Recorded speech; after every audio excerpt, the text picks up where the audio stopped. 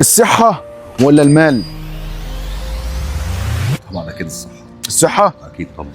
يبقى انت كده يبقى معاك مال اكيد طبعا. انا معايا الساتر من عند ربنا بفضل ونعمه. ماشي، ما هو طالما انت بقى معاك الصحة هحط بقى الفلوس في جيبي. طب انا عايز بقى منك معلش يعني 30 جنيه سلف. بصراحه معيش. معكش؟ لا. هو انا اخترت الصحة ليه؟ طبعا الصحه هي اللي بتخليني اشوف شغلي وربنا هو اللي بيرزق يعني. انت كنت قلت المال كنت هتكسب معانا، بس انا شايفك اخترت الصحة فحطيت المال في جيبي. لا الصحه طبعا. طب انا عايز اسالك سؤال بس، حضرتك اسمك ايه الاول؟ انا اسمي ناصر. انت حضرتك يا مصر بتعمل ايه هنا؟